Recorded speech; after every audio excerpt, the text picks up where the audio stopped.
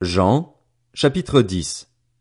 En vérité, je vous le dis, celui qui n'entre pas dans l'enclos des brebis par la porte, mais s'y introduit par un autre endroit est un voleur et un brigand.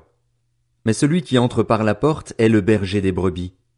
Le gardien lui ouvre et les brebis écoutent sa voix. Il appelle par leur nom les brebis qui lui appartiennent et il les conduit dehors. Lorsqu'il les a toutes fait sortir, il marche devant elles et les brebis le suivent, parce qu'elles connaissent sa voix. Elles ne suivront pas un étranger, mais elles fuiront au contraire loin de lui, parce qu'elles ne connaissent pas la voix des étrangers.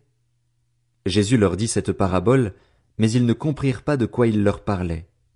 Jésus leur dit encore, en vérité, je vous le dis, je suis la porte des brebis. Tous ceux qui sont venus avant moi sont des voleurs et des brigands, mais les brebis ne les ont pas écoutés. C'est moi qui suis la porte. Si quelqu'un entre par moi, il sera sauvé. Il entrera et sortira, et il trouvera de quoi se nourrir. Le voleur ne vient que pour voler, égorger et détruire. Moi, je suis venu afin que les brebis aient la vie et qu'elles l'aient en abondance. Je suis le bon berger. Le bon berger donne sa vie pour ses brebis. Le simple salarié, quant à lui, n'est pas le berger et les brebis ne lui appartiennent pas. Lorsqu'il voit venir le loup, il abandonne les brebis et prend la fuite.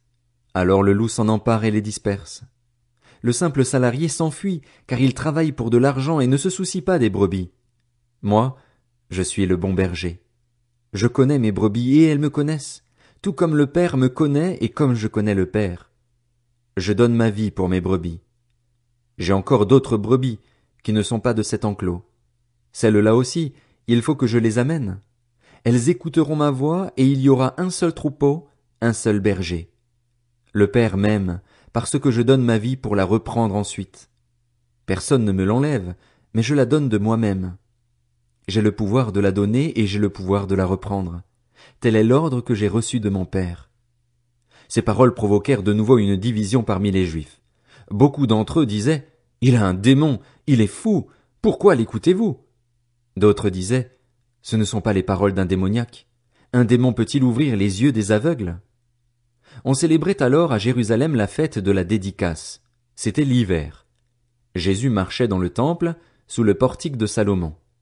Les Juifs l'entourèrent et lui dirent, « Jusqu'à quand nous laisseras-tu dans l'incertitude?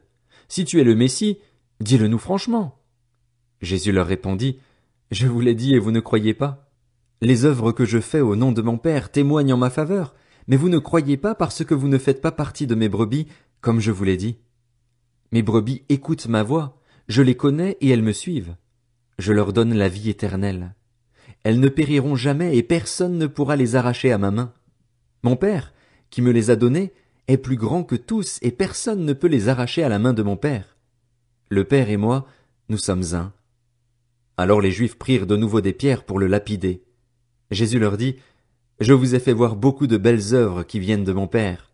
À cause de laquelle me lapidez-vous? » Les Juifs lui répondirent, « Ce n'est pas pour une belle œuvre que nous te lapidons, mais pour un blasphème, parce que toi, qui es un être humain, tu te fais Dieu. » Jésus leur répondit, « N'est-il pas écrit dans votre loi, j'ai dit, vous êtes des dieux?